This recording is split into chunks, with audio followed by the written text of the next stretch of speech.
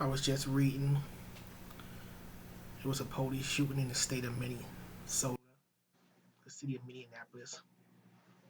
4 police officers was involved in the shooting.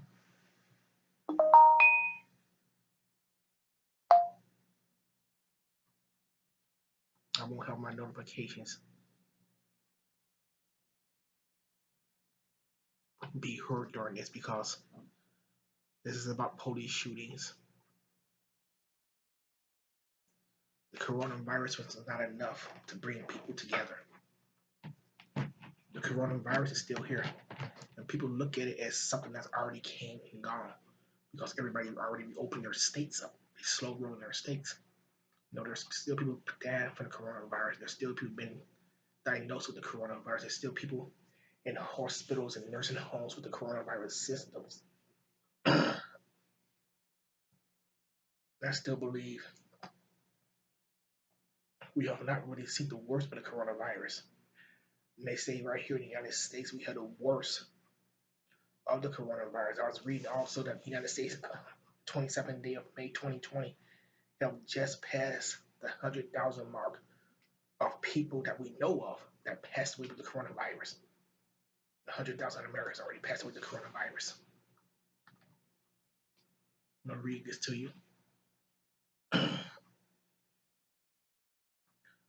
four, four officers involved in George Floyd death terminated.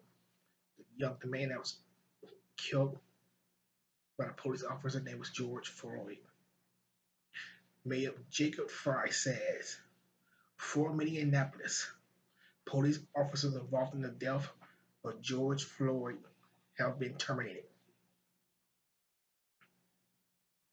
Multiple sources confirmed that the officers with his knee on Floyd's throat, he said he can't breathe. We heard those words before. I can't breathe. I can't breathe.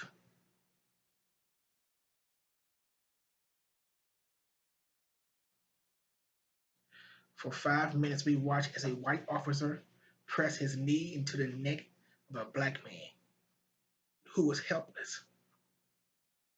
This was not a matter of split-second decision or poor decision.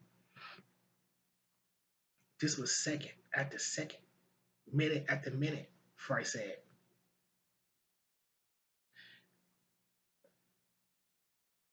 It's unacceptable. There is no gray there. SWAT's called to the 3700 block on Chicago Avenue South shortly after 8 p.m. on reports of forgery in progress. According to a press release from Minneapolis police, they were advised that the suspect was sitting on top of a vehicle and appeared to be under the influence.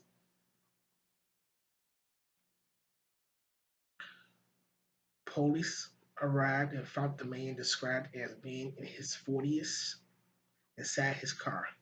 He was told to get out of his car by officers and proceeded to physically resist them, according to police press release.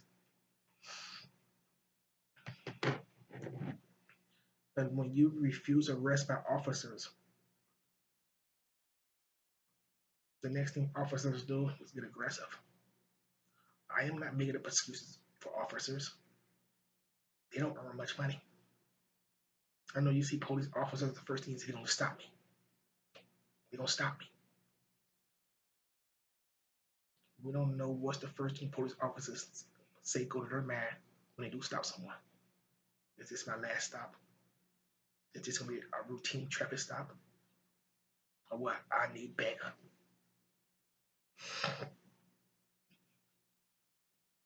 If you're not an officer of the law, we don't know what goes through their mind.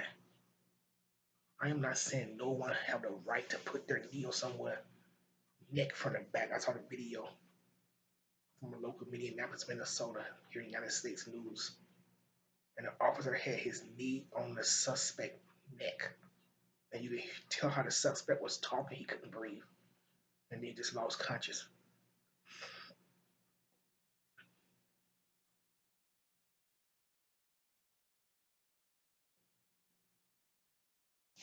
I'll read more to you.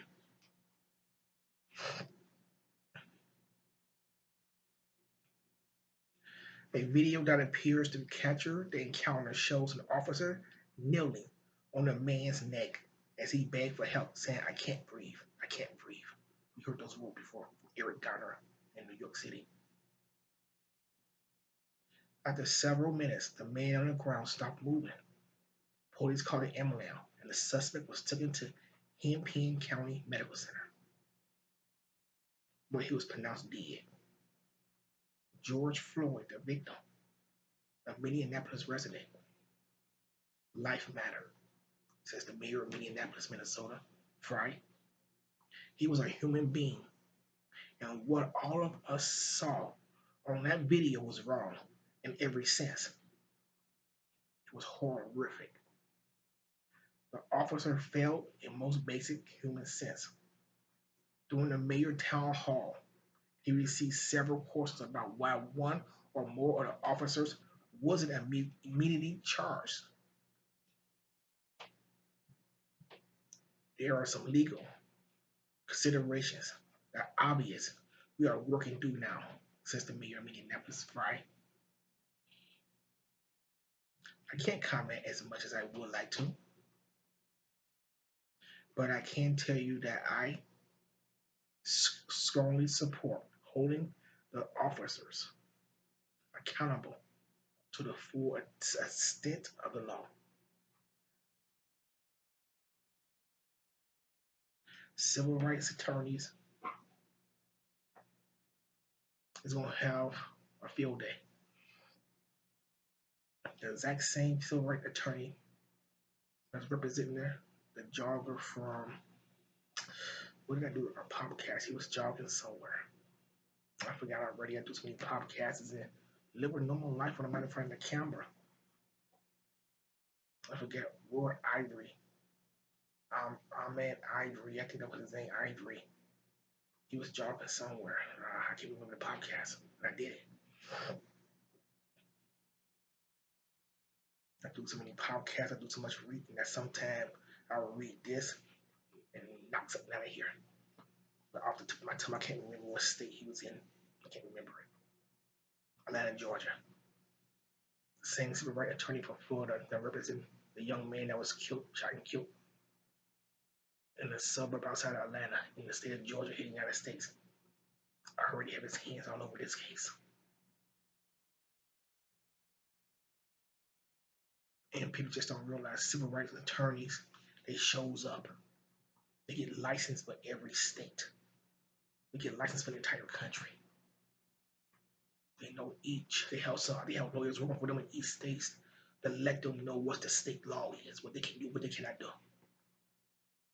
And they make their money off of you breaking the law. They all say the same thing. He didn't do nothing. And all I say is that one person say, "Here's my coworker, he was this type of person." And I'll stand beside you saying no officer had a right to take someone's life. I'm not saying George Floyd should have been suffocated, stopped breathing, killed, murdered, however you look at it, police brutality. But these police is against citizens and citizens against police have to stop. Have to stop. Everyone's waiting for the race war, the big race war, because Donald Trump is the president of the noble United States of America. Maybe this be the straw that breaks the camel's back. Maybe the race war is coming.